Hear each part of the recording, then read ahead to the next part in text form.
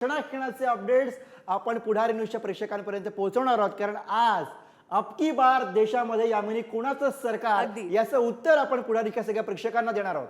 अगदी, कारण फिर एक बार मोदी सरकार की काँग्रेसची गॅरंटी नेमकं काय असणार आहे. अर्थात अबकी बार देशामध्ये कोणाचं सरकार यामिनी पुढच्या काही तासांमध्ये याचं उत्तर सगळ्या पुढारीच्या प्रेक्षकांना आपण देणार आहोत आणि त्याचबरोबर महाराष्ट्राचा कौल नेमका कोणाकडे याचंही उत्तर सांगणार आहोत. यामिनी, अगदी महाविकास आघाडी येणार आहे की पुन्हा महायुतीचं सरकार येणार आहे याविषयीची उत्कंठा तो सुद्धा लागलेली आहे. ज्या महत्त्वाचे मतदारसंघ आहेत इथल्या लढती सुद्धा आपल्याला बघायच्या आहेत. खरं तर आपला जो एक्झिट पोल होता त्याच्यामध्ये काही टाईट फाईट्स होत्या, काही बिग फाईट्स होत्या, त्यामुळे सुद्धा उत्कंठा आहे. मोदी सरकार येणार की इंडिया आघाडी बाजी मारणार याकडे लक्ष आहे. गुरु, अर्थात फिर एक बार मोदी सरकार की इंडिया आघाडी याचंही उत्तर आता पुढच्या काही मिनिटांमध्ये मिळणार आहे. अर्थात यामिनी, या क्षणाला आपल्यासोबत दिल्लीवरनं आपले प्रतिनिधी शिवाजी काळे जोडले गेलेले आहेत. अर्थात शिवाजी, सगळ्यांना उत्सुकता आहे निकालाची, तुझ्या चेहऱ्यावरती सुद्धा ती उत्सुकता दिसते. अर्थात आणि ती उत्सुकता आपण जरी आपल्या सगळ्या पुढारीच्या प्रेक्षकांचे चेहरे बघू शकत नसलो तरी सुद्धा टीव्ही समोर बसलेल्या प्रत्येकाच्या चेहऱ्यावरती हीच उत्सुकता असणार आहे, जी आत्ता या क्षणाला दिल्लीतले आमचे प्रतिनिधी शिवाजी काळे यांच्या चेहऱ्यावरती दिसतेय. शिवाजी, या क्षणाला दिल्लीची हवा काय सांगते? दिल्ली शहर पूर्ण सज्ज झालंय आपल्या खासदाराला या नवीन संसद भवनामध्ये बसण्यासाठी. जो कोणी खासदार आपल्या प्रेक्षकांनी मतदान केलेला आहे त्याच्या मतदारसंघातील असेल तो या नवीन संसद भवनामध्ये येऊन बसणार आहे आणि त्यांचे प्रश्न मांडणार आहे. आजचा दिवस, आजच्या सूर्याची किरणं ही जी पडणारी आहे तो नवीन दिवस असणार आहे भारतासारख्या देशासाठी, लोकशाहीसाठी. कारण या नवीन संसद भवनामध्ये नवीन भारत जो काही त्यांच्या समोर येतोय, विकसित डेव्हलपमेंट म्हणून जे काही मुद्दे समोर प्रत्येक राजकीय पक्षांनी मांडलेले आहेत आणि त्याच्यावरती आपल्या मतदारांनी त्याच्यावरती मतदान केलेलं आहे. जगातील सर्वात मोठी ही लोकशाही आहे आणि या लोकशाहीच्या उत्सवामध्ये भारतातील सर्व मतदारांनी हिरारीने भाग घेतला. त्याचनंतर आपण पाहिलं तर सगळ्यात महत्त्वाचं म्हणजे 1947 ते 2024 हा अथक असा प्रवास करत भारत या ठिकाणी पोहोचलेला आहे. जगाचं लक्ष या जगातील सर्वात मोठ्या मतदानाकडे, निवडणुकीकडे लागलेला आहे आणि आज हा निकाल येणार आहे. कारण हजारो वर्षांनंतर असं म्हटलं जातं की हजारो वर्षांपासून भारतामध्ये लोकशाहीची मुळं रुजली गेलेली आहेत आणि ती मुळं कायम राखण्याचं काम भारताची लोक करत आहे. 1947 ते 2024चा प्रवास आणि त्यानंतर 2024 नंतरचा पुढचा प्रवास आज सुरू होणार आहे. नवीन खासदार प्रत्येक लोकसभा मतदारसंघामध्ये आज निवडून येणार आहे. काही ठिकाणी दुसऱ्यांदा लोक संधी देत आहेत का हे देखील पाहणं महत्त्वाचं असणार आहे. मात्र प्रत्येक उमेदवाराचे वेध हे या संसद भवनाकडे लागलेले असतील आणि मी आज त्या संसद भवनासमोर उभा आहे आणि प्रत्येकाची इच्छा असणार आहे की आपण या संसद भवनामध्ये पोहोचावं आणि त्यासाठी त्यांनी इतके दिवस अथक असे परिश्रम घेतलेले आहे. जनतेच्या मनामध्ये स्वतःचा कौल निर्माण करण्याचा प्रयत्न केलेला आहे. आता जनता नक्की कोणाला कौल देते हे आजच्या काही मिनिटांमध्ये लागणाऱ्या निकालानंतर आपल्याला लक्षात येणार आहे. अगदी, तर शिवाजीने आपल्याला दिल्लीची हवा नेमकी कशी आहे ते सांगितलेलं आहे. आपण मुंबईमध्ये नेमकं काय घडते जाणून घेऊयात. आपल्यासोबत आपले दोन रिपोर्टर आहेत. गुरु, पंकज दळवी आपल्यासोबत आहे, जे एकूणच आपल्याला उत्तर मुंबई असेल, उत्तर मध्य मुंबई असेल, उत्तर पश्चिम मुंबई असेल याविषयी सांगतील. आणि त्याच्यानंतर आपल्यासोबत ओम देशमुख सुद्धा जोडले गेलेले आहेत. भाजप म्हणजे मुंबई भाजप असेल, महाराष्ट्रामधलं भाजप असेल, यांच्या गोटामध्ये नेमकं काय सुरू आहे. विजयाची हॅट्रिक यंदाच्या वेळेला देशामध्ये होणार का आणि महाराष्ट्रामध्ये नेमकं काय घडणार या सगळ्या विषयी आपल्याला ओमकडून जाणून घ्यायचं आहे. सुरुवातीला पंकजकडे जाऊयात. पंकज, काय नेमकं वातावरण आहे मुंबईमधलं उत्तर बाजूचं? यामिनी, नक्कीच आपण म्हणतो दिल्लीचंही तख्त राखीतो महाराष्ट्र माझा. या निवडणुकीमध्ये महाराष्ट्राकडे सगळ्यांचंच लक्ष लागलंय आणि त्यातही मुंबईकडे. आपण आता ही मुंबईची सगळ्यात आधी आपल्या प्रेक्षकांना ताजी सकाळची दृश्य दाखवणार आहोत की कशा पद्धतीनं ही तयारी जी आहे ती सुरू आहे. आपण बघतोय, मी गोरेगावच्या नेस्को सेंटरवरती आहे. इथे उत्तर मुंबई 26, उत्तर पश्चिम 27 आणि उत्तर मध्य जे आहे ते 29 अशा 3 मतदारसंघाची जी मतमोजणी आहे ती इथे सुरू होणार आहे.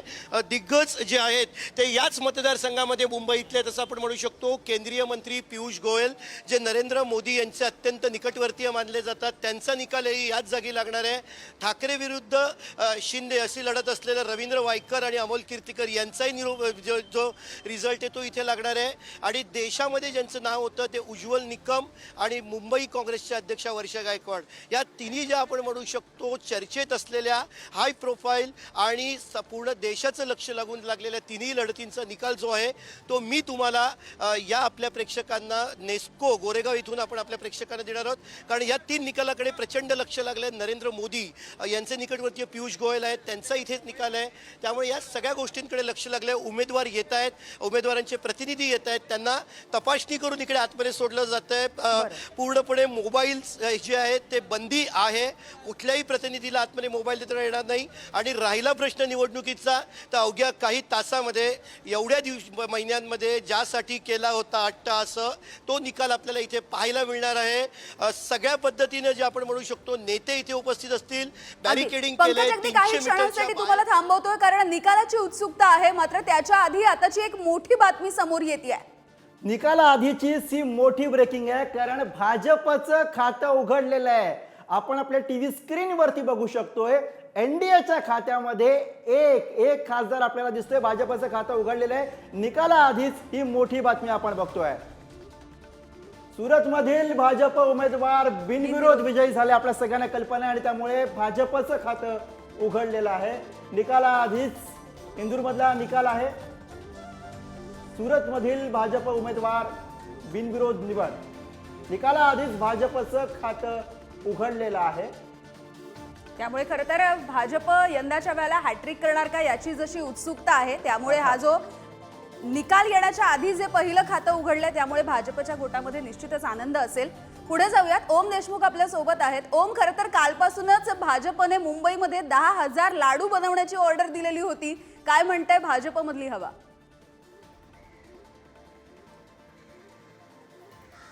यामिनी तिसऱ्यांदा मोदी सरकार येणार आणि आम्ही पुन्हा एकदा महाराष्ट्रामध्ये अशाच प्रकारे विजयाचा जल्लोष करणार, अशा प्रकारचा विश्वास भाजपच्या अगदी शीर्षस्थ नेत्यांपासून ते ग्रामीण पातळीवरील कार्यकर्त्यांपर्यंत सगळेच व्यक्त करतायत. भाजपच्या विविध नेत्यांशी आपण संपर्क साधतोय, संवाद साधतोय, त्यांच्यातून तो विश्वास व्यक्त केला जातोय. काल जसं तू सांगितलंस की भाजपकडनं 10,000 लाडवांची ऑर्डर सुद्धा देण्यात आली. ते लाडू बनवून तयार आहेत, फक्त प्रतीक्षा आहे तो निकाल घोषित होण्याची. भाजपसाठी ही निवडणूक जितकी महत्त्वाची आहे तितकीच निवडणूक ही महाराष्ट्रासाठी सुद्धा महत्त्वाची आहे. कारण भाजपनं महाराष्ट्रात ज्या काही प्रकारच्या समीकरणांची जुळवाजुळव मागच्या 2-3 वर्षांमध्ये केली आहे त्याला कशा प्रकारे महाराष्ट्रातील जनता स्वीकारते, त्या सगळ्या समीकरणांवर महाराष्ट्रातील जनतेनं विश्वास दाखवलाय का, हे दाखवणारी ही एक खऱ्या अर्थानं आजची निवडणूक आहे. भाजपमध्ये ज्या काही प्रकारच्या हालचाली गेल्या 2-3 वर्षामध्ये घडल्या होत्या त्याला कुठेतरी या निवडणुकीच्या माध्यमातून फळ येतंय का, त्या घडामोडी लोकांना पचल्या आहेत का, रुचल्या आहेत का, जी समीकरणं भाजपनं जुळवली ती लोकांना मान्य आहेत का, या सगळ्याचा निकाल या निवडणुकीच्या माध्यमातून होणार आहे. त्यासोबतच भाजपच्या नेत्यांचं सुद्धा भवितव्य या निवडणुकीवरती अवलंबून आहे. अनेक हेवीवेट नेते या निवडणुकीमध्ये लोकसभेच्या रिंगणात उतरलेले, सुधीर मुनगंटीवार असतील, पंकजा मुंडे असतील, यांच्यासारख्या अनेक मातब्बर नेत्यांचं भवितव्य मतपेटीमध्ये बंद आहे. आणि अवघ्या काही तासांमध्ये या निकालातून या नेत्यांचं राजकीय भवितव्य काय असणार आहे हे स्पष्ट होणार आहे. महाराष्ट्र भाजपसाठी ही खऱ्या अर्थाने निवडणूक महत्त्वाची असणार आहे, कारण या निवडणुकीचा ट्रेंड विधानसभेपर्यंत कायम ठेवण्याचं आव्हान जर ही निवडणूक भाजपच्या बाजूने सकारात्मक पद्धतीनं झाली, निवडणुकीचा निकाल जर भाजपच्या बाजून आला तर हा ट्रेंड भाजपला विधानसभेपर्यंत कायम ठेवावा लागणार आहे. कारण खऱ्या अर्थानं भाजप सत्तेत आहे, मात्र भाजपच्या कार्यकर्त्यांमध्ये जी काही नाराजी आहे, जी काही एक अस्वस्थता आहे ती दूर करण्याचं काम या निकालाच्या माध्यमातून होणार आहे.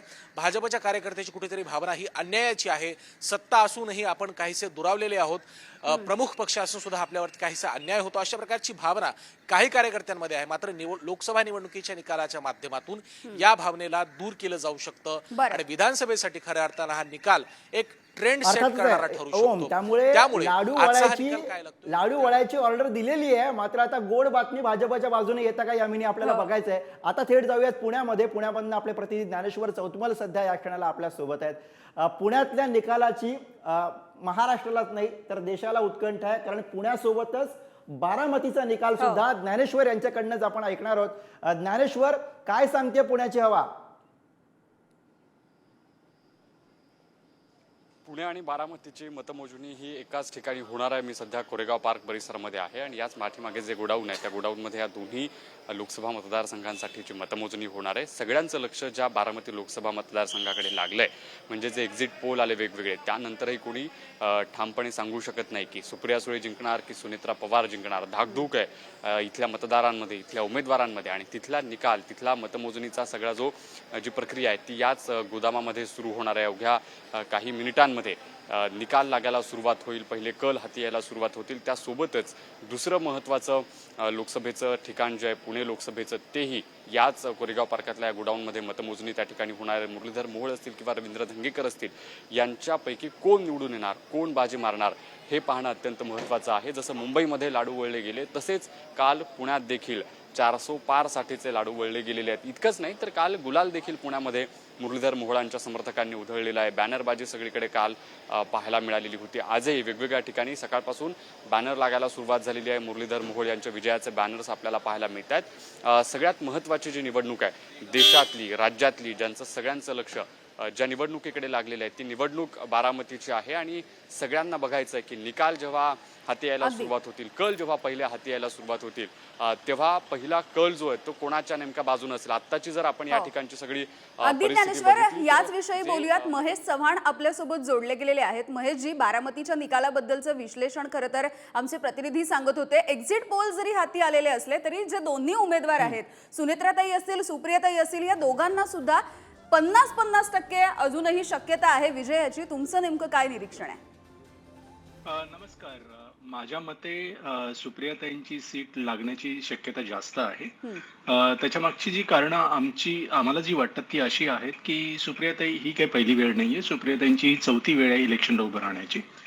सुप्रियाताई आधी 3 वेळा लोकसभेवर निवडून आलेल्या होत्या आणि त्यांनी फार उत्तम तिथे काम केलेलं आहे. आपण बघितलं असेल की त्यांना संसद महारत्न पुरस्काराने सन्मानित करण्यात आलेलं आहे. त्यांना जवळजवळ सलग 8 वेळा संसद रत्न हा पुरस्कार तिथे प्राप्त झालेला आहे. हा पुरस्कार आपल्याला माहीतच असेल की संसदेतल्या केलेल्या कामगिरीवर त्यावर हा दिला जातो.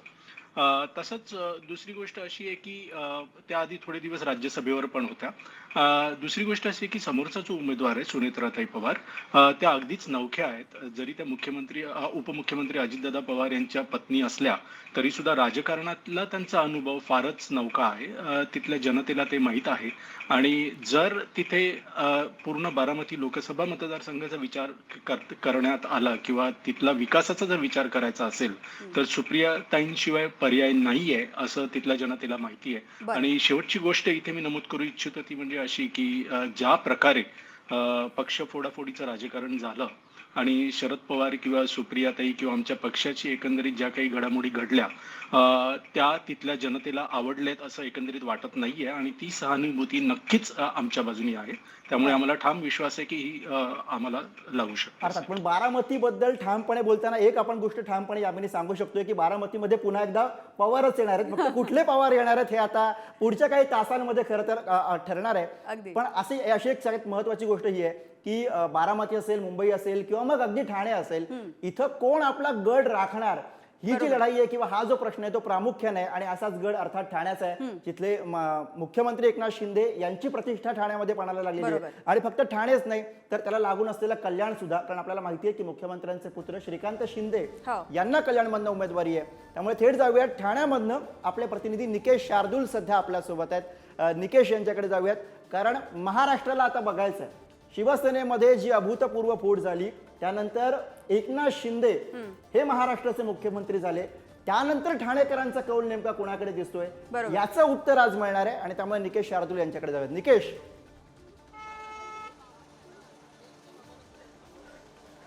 नक्कीच गुरु, मुख्यमंत्र्यांचा ठाणे हा बालेकिल्ला आहे आणि त्यामुळेच संपूर्ण राज्याचा लक्ष जे आहे ते ठाणे लोकसभेच्या निकालाकडे लागणार आहे. सकाळी 8 वाजल्यापासून ह्या मतमोजणीला सुरुवात होणार आहे.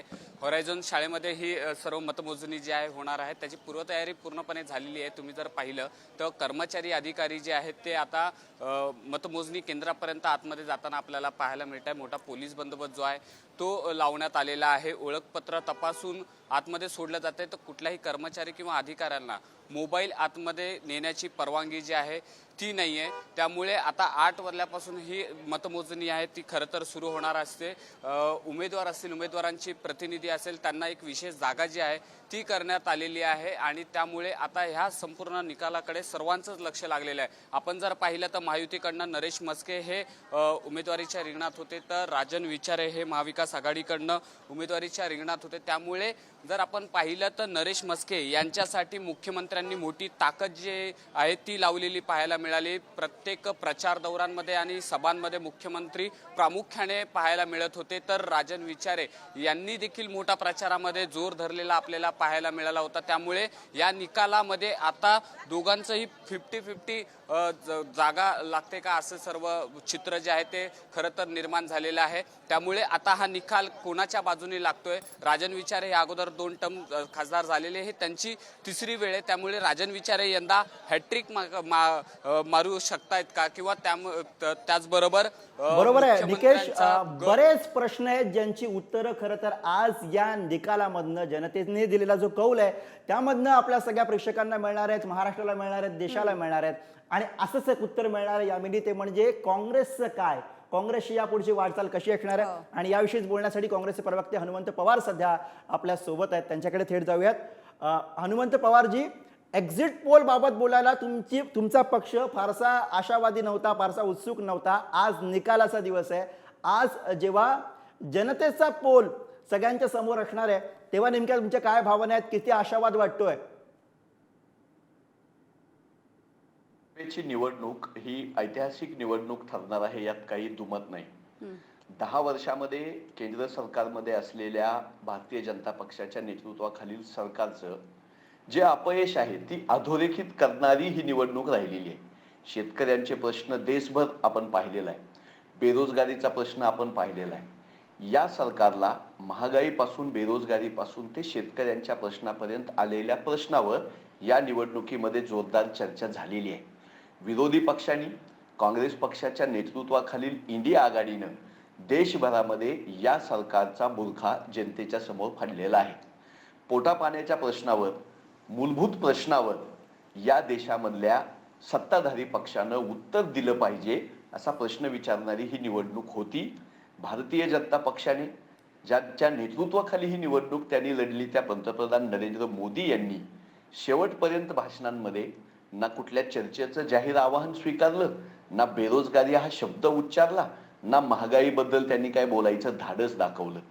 जातीय धार्मिक मुद्द्यांवर ओढून ताणून निवडणूक नेण्याचा जो केविलवाना प्रयत्न भारतीय जनता पक्षाकडून झाला, खरं म्हणजे त्याला आजच्या निकालातून उत्तर मिळणार आहे.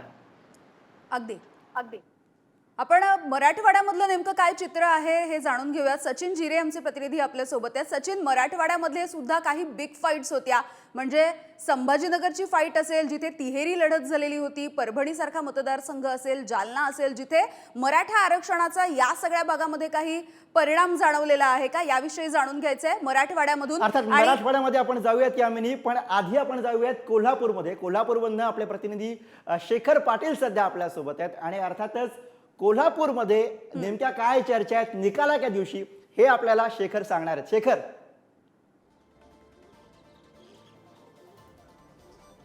गुरु, अगदीच तुम्हाला जशी उत्सुकता आहे तशीच सर्व महाराष्ट्राला खरं तर उत्सुकता असणार आहे कोल्हापूरच्या निकालाबाबत. कारण कोल्हापुरात शाहू छत्रपती महाराज यांच्या विरोधात खरं तर संजय मंडलिक आणि शाहू महाराज यांची खरं तर या ठिकाणी प्रतिष्ठा पणाला लागल्याचं पाहायला मिळते. छत्रपती घराणे असल्यामुळं अर्थातच त्यांच्या निवडणुकीचा निकाल नेमका काय येणार याकडे मात्र सगळ्यांच्या नजरा ज्या आहेत त्या लागून राहिलेल्या आहेत. मी सध्या कोल्हापुरातल्या त्याच मतमोजणी केंद्रावरती उभा आहे. आपण बघितलं तर या ठिकाणी सगळे कर्मचारी दाखल झालेले आहेत. खरं तर या ठिकाणी निवडणूक आयोगाकडून चहा नाश्त्याची सोय केलेली आहे, ते देखील करतायत. चार्ज होत आहेत खरं तर हे सगळे मतमोजणी करण्यासाठी. आणि त्यानंतर खऱ्या अर्थानं 8 नंतर मतमोजणीला सुरुवात होईल. आपण जर पाहिलं तर कोल्हापूर लोकसभा असू दे किंवा हातकणंगले लोकसभा असू दे, कोल्हापूरचे 2 लोकसभा मतदारसंघ गुरु या ठिकाणी आहेत. मात्र कोल्हापूरची जागा जी आहे ती या ठिकाणी अतिशय प्रतिष्ठेची असणार आहे, कारण शाहू छत्रपती महाराज या ठिकाणी उमेदवार आहेत काँग्रेसकडून. त्यामुळं त्यांचा निकाल नेमका या ठिकाणी काय येतो हे देखील पाहणं गरजेचं असणार आहे. दोन्ही उमेदवारांकडून आपण विजयाचा दावा जो आहे तो करण्यात आलेला आहे. तर तिकडं हातकणंगल्याचा जर विचार केला गुरु, तर राजू शेट्टी यांच्या विरोधात धैर्यशील माने असू देत किंवा सत्यजित पाटील सरोडकर या ठिकाणी उमेदवारी रिंगणात आहेत. त्यामुळं त्या ठिकाणी देखील काय नेमकं निकाल जे आहे ते हाती येणार आहेत हे देखील पाहणं गरजेचं असणार आहे. काही वेळात मतमोजणीला सुरुवात होईल. आता जर बघितलं तरी सगळी कर्मचारी या ठिकाणी दाखल झालेले आहेत. काही वेळातच मतमोजणीला सुरुवात झाल्यानंतर कोल्हापूरचे कल देखील या ठिकाणी हाती यायला सुरुवात होईल. त्यामुळं नक्कीच या संपूर्ण दोन्ही खरं तर लोकसभा मतदारसंघामध्ये गुरु विशेष लक्ष असणार आहे. अगदी आपण पश्चिम महाराष्ट्राविषयी बोलतोय, कोल्हापूरमध्ये नेमकं काय घडतंय याची सुद्धा उत्सुकता आहे. आपल्यासोबत उदय आहेर जोडले गेलेले आहेत, अजित पवार यांच्या राष्ट्रवादीचे. उदयजी, महत्वाच्या जागा आहेत इथल्याच, त्या म्हणजे पुणे असेल, बारामती असेल, शिरूर असेल, ही एक महत्वाची जागा. बारामती आणि शिरूर इथे तर थेट राष्ट्रवादी विरुद्ध राष्ट्रवादी अशी लढत आहे. काय नेमकी तुमची उत्सुकता आहे आणि आशावाद वाटतो? महाराष्ट्राच्या राजकारणामध्ये खरं तर बघायला गेलं तर मला असं वाटतंय की ही पहिली निवडणूक अशी आहे आदरणीय शरदचंद्रजी पवार साहेबांच्या पूर्ण राजकीय आयुष्यामधली की ही निवडणूक साहेबांनी विकासाच्या मुद्द्यावर न लढवता ही निवडणूक भावनिकतेच्या मुद्द्यावर, सहानुभूतीच्या मुद्द्यावर लढवण्याचा प्रयत्न केलेला आहे. आणि म्हणून या ठिकाणची उत्सुकता जशी तुम्हाला आहे तशी मला पण आहे. पण मला निश्चितपणाने यामध्ये खात्री आहे की आमचे जे कोणी उमेदवार आहेत, मग ते बारामतीला असू द्या, पुणे शहरामध्ये महायुतीचे उमेदवार असू द्या, शिरूरला असू द्या, या सर्वच्या सर्व ठिकाणी महायुतीचे उमेदवार ही विजयी होतील. दादांचा जो विकासाचा पवित्रा घेतलेला आहे, दादांनी मोदी साहेबांच्या सोबत जाण्याचा, या विकासाच्या गोष्टीला मतदारांनी निश्चितपणाने ह्या सर्व मतदारसंघांमध्ये, बारामतीसह सर्व मतदारसंघांमध्ये मला खात्री आहे की साथ दिलेली आहे. आणि लवकरच आपल्याला या सगळ्या गोष्टी दिसतील. परंतु सहानुभूतीच्या विरुद्ध विकास अशी ही लढाई मला आज या ठिकाणी दिसते आहे. अगदी. तर आशावाद तर वाटतो आहे खरं तर दोन्ही गटाला की आम्हीच जिंकू असा.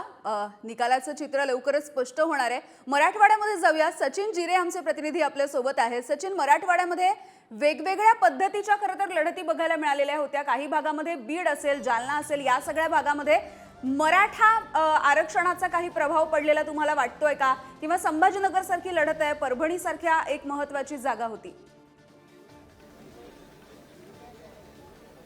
नक्कीच यामिनी, मराठवाड्यामध्ये जो मराठा आरक्षणाचा मुद्दा होता त्याचा फरक निकालावर स्पष्टपणे जाणवू शकतो आणि धक्कादायक निकाल देखील मराठवाड्यातून लागू शकतात अशा पद्धतीची शक्यता वर्तवण्यात येत आहे. जर आपण बीडचा विचार केला तर बीडमध्ये पंकजा मुंडे असतील, त्यांना एक कडवी झुंज द्यावी लागली, कारण की त्या ठिकाणी त्यांना प्रचारादरम्यान वारंवार प्रत्येक गावांमध्ये किंवा इतर ठिकाणी देखील त्यांना मराठा कार्यकर्त्यांकडून घोषणाबाजी करण्यात आली होती. तर आपण रावसाहेब दानवे यांचा जर विचार केला तर त्या जालना लोकसभा मतदारसंघामध्ये काही वेगळी परिस्थिती नव्हती. त्या मतदारसंघामध्ये देखील अशाच पद्धतीने मराठा आरक्षणाचा मुद्दा ज्वलंत होता. तर आपण जर परभणीचा विचार केला तर परभणीमध्ये सांगितलं गेलं की बाबा बाहेरचा उमेदवार अशा पद्धतीचा प्रचार केला गेला आणि त्या ठिकाणी कुठेतरी तिथले जे खासदार आहेत आणि बंडू जाधव यांनी आतापर्यंत हे स्पष्टपणे एका मुलाखतीत स्वीकारलं देखील होतं की हो, मला नाही का मराठा आरक्षणाचा जो आंदोलन झालाय त्याचा फायदा झालेला असल्याचं त्यांनी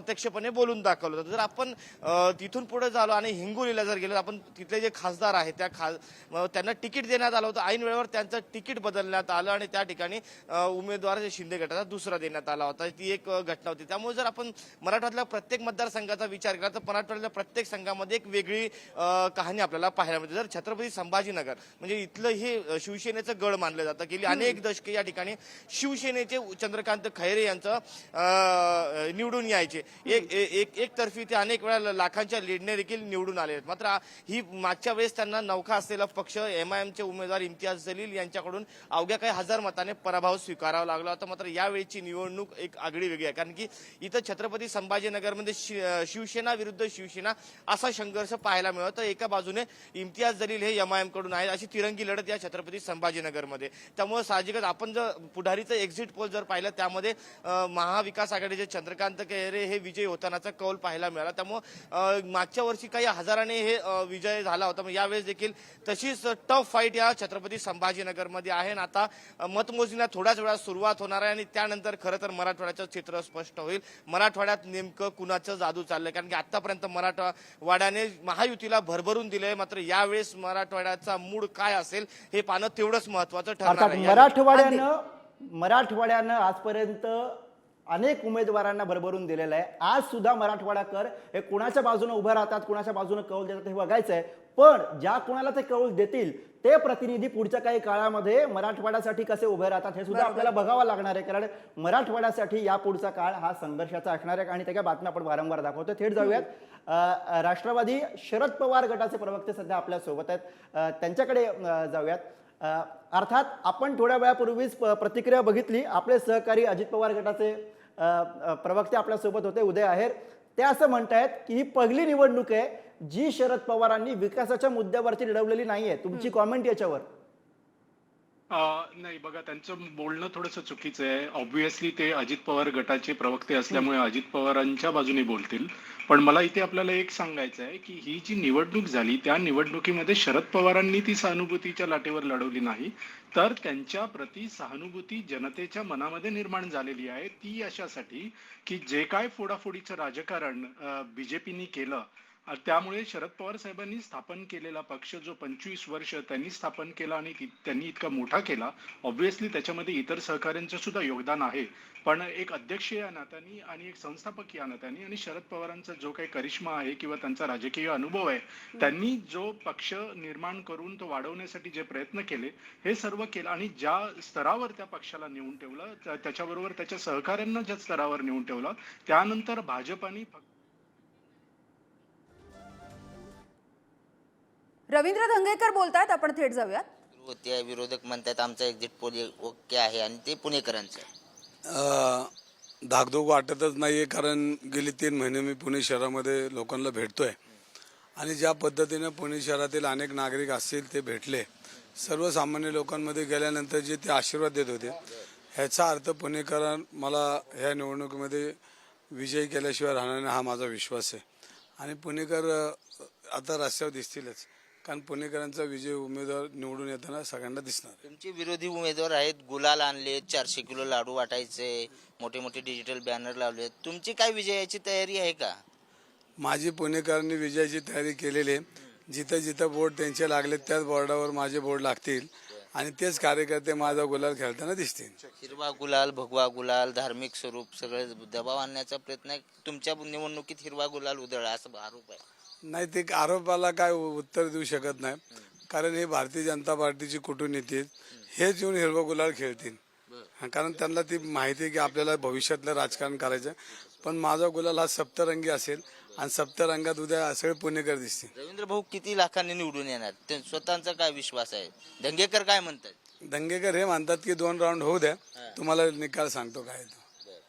किती वाजता तुम्ही सगळं, म्हणजे आता आजचं शेड्यूल आहे दिवस? आता गणपतीला जाणार आणि त्यानंतर मग जो काय परिक्रमाला भेटी गाठी. तर हे होते आमदार रवींद्र धंगेकर. आणि माझा रंग जो आहे तो सप्तरंग आहे आणि गुलालाची उधळण आम्हीच करणार अशी भावना रवींद्र धंगेकर यांनी आज निकाला दिवशी व्यक्त केली. आता 2 तासाने याचे सगळे निकाल आपल्याला पाहता येणार आहेत. व्हिडिओ जर्नलिस्ट अनिल गजलेसह बालाजी पोद्दार, पुढारी न्यूज, पुणे. अगदी, त्यामुळे पुण्याचा खासदार कोण ते नेमकं काही वेळामध्ये ठरणार आहे. पुण्यामध्ये काँग्रेस आणि भाजप यांच्यामध्ये थेट सामना बघायला मिळतोय गुरु. अर्थात दंगेकर विरुद्ध मोहोळ असा सामना पुण्यामध्ये बघायला मिळतो. म्हणजे मला प्रश्न पडला की दंगेकर मॉर्निंग वॉकसाठी म्हणून घरातनं बाहेर पडलेत, कारण 6:15ची वेळ आहे. 6:15ला दंगेकर जे पुण्यातले उमेदवार आहेत ते घराबाहेर पडलेले आहेत, पुण्याच्या रस्त्यावरनं चालतात, मॉर्निंग वॉकसाठी बाहेर पडलेत की निकालाच्या उत्सुकतेपोटी ते घराबाहेर पडलेले आहेत हे आपल्याला बघावं लागणार आहे. मात्र दंगेकर विरुद्ध मोहोळ हा सामना पुण्यामध्ये यावेळेला रंगतोय. कोण जिंकणार याचं उत्तर पुढच्या काही तासात.